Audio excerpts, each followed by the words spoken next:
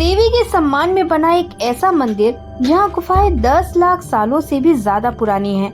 एक ऐसा मंदिर जहाँ खुद देवी माँ ने अपने चरणों के निशान छोड़े हैं। एक ऐसा मंदिर जहाँ अर्जुन ने महाभारत युद्ध से पहले माँ की आराधना की थी और माँ ने उन्हें दर्शन भी दिए थे। समुद्र तट से 5200 मीटर की ऊंचाई पर बसे इस मंदिर में पहुँचने के लिए करीब 12 किलोमीटर का पैदल रास्ता तय करना पड़ता है। माना जाता है जो कोई भी इस कठिन रास्ते को तय करके माँ के गर्भगृह तक पहुँच जाता है, उनकी सभी मनोकामनाएं पूर्ण हो जाती हैं और उनके लिए मोक्ष के सभी द्वार खुल जाते हैं।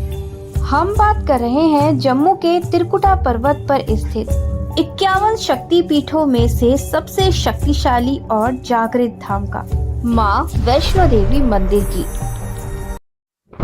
मान्यता के अनुसार माता वैष्णो देवी का जन्म दक्षिण भारत के रत्नाकर नाम के ब्राह्मण के घर हुआ। रत्नाकर और उनकी पत्नी माँ शक्ति के बहुत बड़े भक्त थे। वे हर रोज माता शक्ति से संतान प्राप्ति के लिए प्रार्थना किया करते थे। तब एक बार माँ शक्ति के 3 रूप माँ काली, माँ सरस्वती और माँ लक्ष्मी ने अपनी शक्तियों को एकत्रित करके अपनी शक्तियों में से एक दिव्य शक्ति का निर्माण किया, जिससे महावैष्णो देवी का जन्म हुआ। तब तीनों शक्तियों ने माता वैष्णो देवी से कहा कि वे रत्नाकर नाम के ब्राह्मण के घर जन्म ले और धर्म के रास्ते पर चले। तीनों देवियों की बात मानकर माँ वैष्णो देवी ने रत्नाकर नाम के ब्राह्मण के घर जन्म लिया, जहाँ उनका नाम वैष्णवी रखा गया। वह बचपन से ही बड़ी होशियार और तेजस्वी थी। वह अपना ज्यादातर समय श्री राम की भक्ति में लीन होकर बिताती थी। सालों तक तपस्या करती रही और इंतजार करती रही कि कब उनकी मुलाकात भगवान श्री राम से होगी। माँ वैष्णो देवी के मंदिर में आपको 3 देवियों के दर्शन एक साथ होते हैं। तब वैष्णो देवी की यात्रा को पूर्ण कर जब आप माता वैष्णो देवी की प्रमुख गुफा में प्रवेश करते हैं तो आपको 3 पिंडियाँ दिखाई देती हैं। यह 3 पिंडियाँ माँ शक्ति के 3 अलग अलग रूप को दर्शाती हैं। सबसे पहली पिंडी काले रंग की होती है, ये माँ काली को दर्शाती है।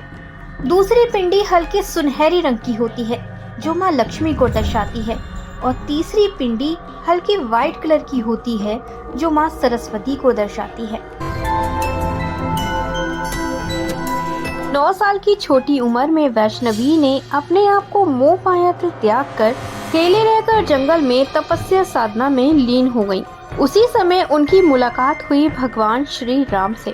भगवान श्री राम उस समय वन में ही थे। जैसे ही उन्होंने भगवान श्री राम को देखा, उनसे आशीर्वाद लिया, से कहा वे अपना बाकी का सारा जीवन भगवान श्री राम के साथ ही बिताना चाहती हैं।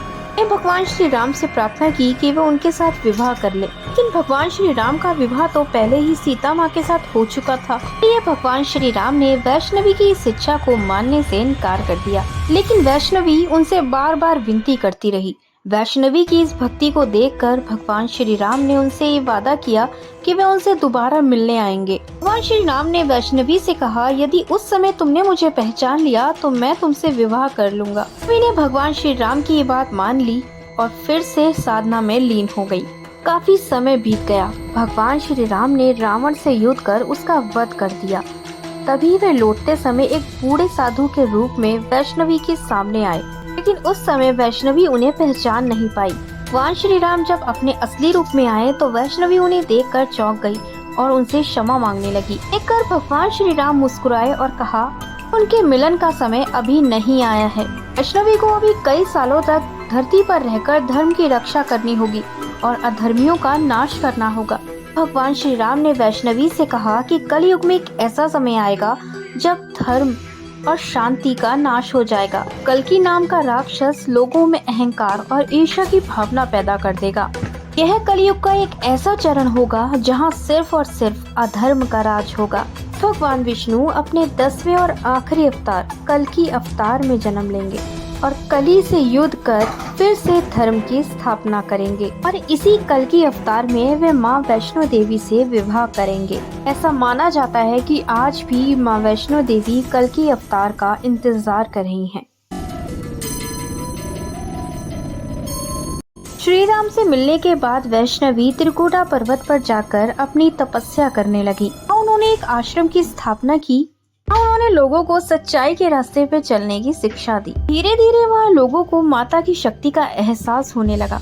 देखते ही देखते सब बातें दूर दूर तक लोगों तक पहुँचने लगी। ये सब बातें गोरखनाथ नाम योगी के कानों में पड़ी तो वे सोचने लगे कि कौन ऐसी महान तपस्वी हैं जिनके चर्चे उनसे भी ज्यादा होते हैं। यह सब देखने के लिए उन्होंने अपने भक्त भैरवनाथ को वहाँ भेजा। भैरवनाथ माँ वैष्णवी का पीछा करने लगा।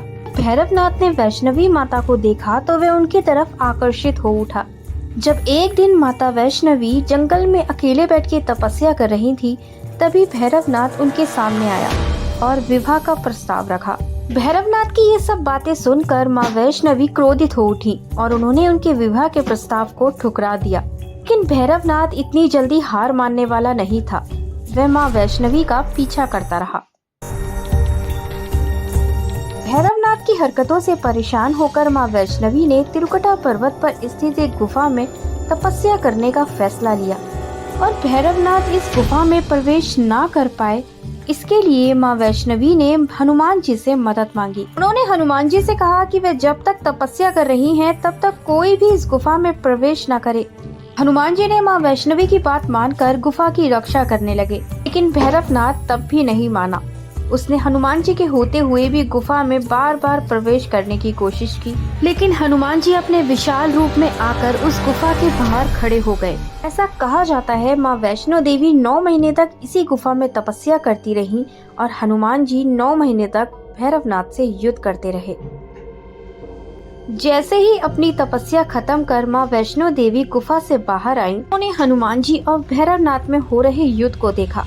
उन्हें भैरवनाथ को जैसे ही हंसते हुए देखा, माँ गुस्से से क्रोधित हो उठी और उनकी आंखें लाल हो गईं और उन्होंने अपना काली रूप धारण कर लिया और भैरवनाथ से कहा कि उसके पाप का घड़ा अब भर चुका है, अब वह किसी को तंग नहीं कर पाएगा। उन्होंने भैरवनाथ का धड़ उसके शरीर से अलग कर दिया। भैरवनाथ का धड़ वैष्णो देवी गुफा से कुछ दूर जाकर गिरा।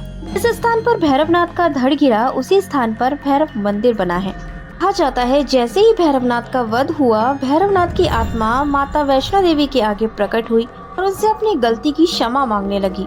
माँ वैष्णो देवी ने भैरवनाथ को मोक्ष प्राप्ति का वरदान दे दिया।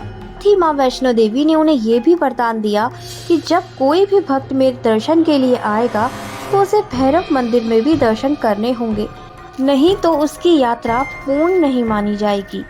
जय माता दी। वीडियो अच्छी लगी हो तो वीडियो को लाइक, शेयर एंड सब्सक्राइब करना मत भूलिएगा।